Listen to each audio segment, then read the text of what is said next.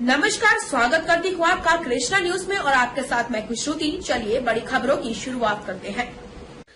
हाथी छोड़ साइकिल की सवारी पर क्या बोले झांसी विधानसभा सीट के प्रत्याशी। झांसी में समाजवादी पार्टी के झांसी सदर विधानसभा सीट से दावेदारी कर रहे सीताराम कुशवाहा से आज हमारे संवाददाता सलमान हुसैन की खास बातचीत हुई, जिसमें उन्होंने भारतीय जनता पार्टी पर साधा निशाना और समाजवादी पार्टी के कार्यों को भी बताया। इसके साथ साथ उन्होंने बहुजन समाज पार्टी छोड़ समाजवादी पार्टी में आने की वजह भी बताई। जानते हैं हमारे संवाददाता सलमान हुसैन की खास बातचीत सीताराम कुशवाहा से। आज हम झांसी के कद्दावर नेता श्री सीताराम कुशवाहा जी के साथ मौजूद हैं। आज हम उनसे ये जानेंगे कि झांसी जो विधानसभा की सदर सीट है वो किस तरीके से और उनके उस सीट पर विजय होने के लिए किस तरीके से उनके क्या उद्देश्य होंगे। हमारे साथ मौजूद हैं श्री सीताराम कुशवाहा जी, जो कि इस बार समाजवादी पार्टी से झांसी सदर सीट पे चुनाव लड़ रहे हैं। सीताराम जी, आप लोगों के क्या उद्देश्य रहेंगे इस बार के सपा की जो आपकी सदर सीट है झांसी से, वो किस तरह से आप उस पर अपना वजूद बनाएंगे?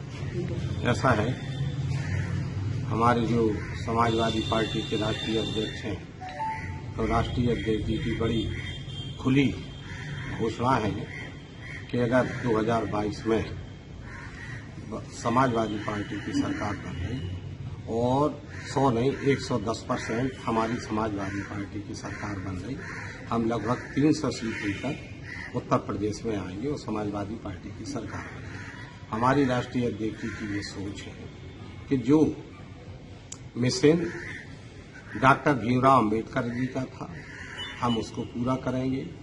जो मिशन डॉक्टर राम मनोहर लोहिया जी का समाजवाद का था हम उसको पूरा करेंगे। क्या रही कि आपने भाजपा छोड़कर सपा ज्वाइन करी?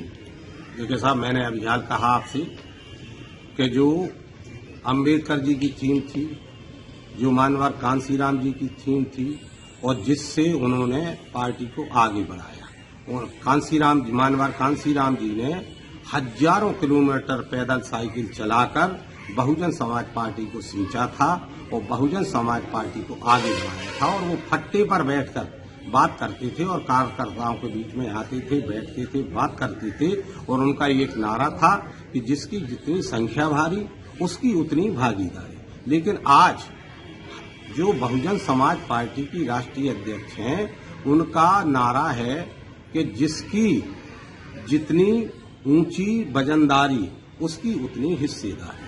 तो जब वजनदारी तो भैया बड़े लोगों की है, जो आज भारतीय जनता पार्टी जो एकीकरण प्राइवेटकरण करने जा रही है, तो जब वो रास्ते से हमारी राष्ट्रीय अध्यक्ष बहुजन समाज पार्टी की भटक गई, उनका कोई ऐसा काम नहीं रहा जिससे जनता में एक संदेश जाए, तो मजबूरी हुआ हमें कि जब अम्बेडकर जी मानवर साहब की विचारधारा जब बदल गई तो हमें छोड़ना मजबूर हुआ। और अखिलेश यादव जो समाजवादी पार्टी के राष्ट्रीय अध्यक्ष हैं, उनका सबका दलित, मजलूम, पिछड़े, अगड़े और अल्पसंख्यक सबको बराबर का हक मिले, ये हमारी राष्ट्रीय अध्यक्ष की विचारधारा है।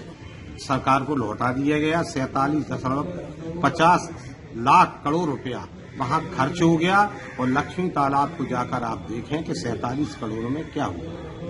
इनका नारा था, जो हमारी पूर्व सांसद थी यहाँ से, कि हम पहुज नदी को पवित्र नदी बनाएंगे। हम जब अप्रैल में वहाँ वृक्षारोपण करने गए एक संस्था के द्वारा, हम माता जी के नाम पर, तो जब हमने देखा कि पहुज नदी की इतनी खराब दुर्दशा है, इतनी खराब दुर्दशा कि लोग किनारे पर जाने से कतराता है। झांसी में स्वच्छ झांसी, सुंदर झांसी, लेकिन 4-6 रोडों को देखकर छोड़कर आपको कहीं देखने को नहीं मिलेगा। किसी भी रोड में चले जाएं, आप परकोटे के बाहर चले जाएं, कितनी सुंदर झांसी है, कितनी स्वच्छ झांसी है, ये मैं नहीं कह रहा, आपको देखने को मिलेगा। आज आप देखते हैं कि जगह जगह व्यभिचार और अत्याचार, चाहे वो हाथरस कांड हो एक बेटी का, चाहे लखीमपुर खीरी कांड हो, इन चीजों को आप देख लें कि प्रतिदिन पेपर में निकलता है कि आज यह बेटी की इज्जत लुट गई, आज उसके साथ अश्लीलता की गई।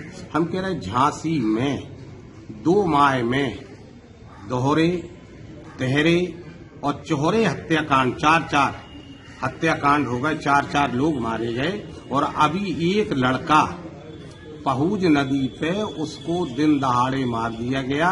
47 मिनट का एपिसोड है। वो लड़का अपने घर से निकल कर आया और आवास विकास से वहां उसको किसने किडनैप किया, उसको गोली मारी गई और लाश गाड़ी में से निकाल के बाहर फेंक दी गई।